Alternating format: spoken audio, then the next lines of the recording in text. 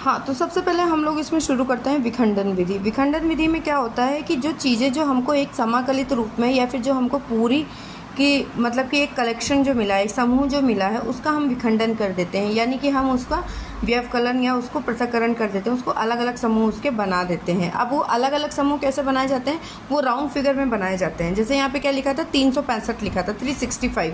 अब उस 365 को हमको किससे घटाना है, 632 से, जो कि है ना कि आज से 10 साल पहले इसी तरीके से सिखाया जाता था कि आप है ना कि उसको राउंड फिगर में बना दो और फिर उसके राउंड फिगर में से ही उसको घटा दो। तो यहाँ पे इस विखंडन विधि में यही किया जाता है कि उनको राउंड फिगर में बनाया जाता है और फिर उसमें से संख्या को घटाया जाता है।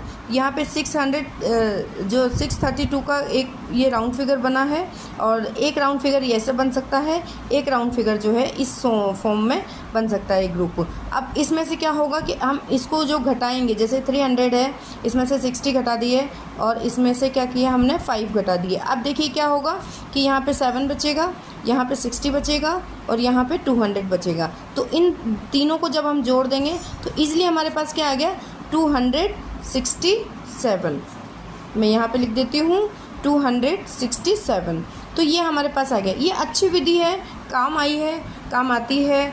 लेकिन इसमें क्या होता है, जो बच्चे होते हैं तो बच्चे पता है इतना आगे तक का नहीं सोच पाते हैं, उनका इतना कॉग्निटिव जो लेवल होता है इतना डेवलप नहीं होता है। इस वजह से वो ग्रुप बनाने में उनको प्रॉब्लम होती है कि हमको कैसे ग्रुप बनाना है, वहाँ पे वो स्टक हो जाते हैं। तो अब वैदिक विधि में क्या होता है, वैदिक विधि का जो अगला मतलब सूत्र मैं बताने जा रही हूँ, निखिलम नवश्चरम दशतः, जो कि एक मिश्रांक के रूप में उसको काम में लिया जाता है। अब निखिलम का मतलब क्या होता है, निखिलम में क्या किया जाता है, दशतः, दशतः यानी कि 10,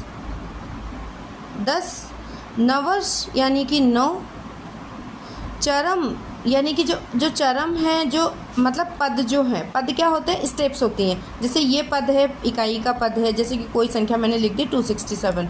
अब 267 में ये जो पद हैं, ये पद है, ये इकाई का पद है, ये दहाई का पद है, ये सैकड़े का पद है। तो ये चरम जो होंगे ये पद कहलाएंगे। निखिलम यानी कि पूरे में से, क्या कि निखिलम की क्या बात करी है इन्होंने, संपूर्ण यानी कि पूरे में से। तो निखिलम नवश्चरम दशतः, इसका मतलब यह होता है कि अंतिम को तो हम 10 मानेंगे और उससे पहले जितने भी अंक हैं, जिसमें क्या है कि वो अंक जो है अगर ऊपर वाली संख्या से नीचे वाला अंक ज़्यादा है, उसकी हम बात कर रहे हैं। तो अंतिम 10 में अंतिम जो इकाई अंक होगा उसे तो 10 मानेंगे और उससे पहले वाले जो अंक हैं उसको हम 9 मान के उसमें से घटाया जाएगा।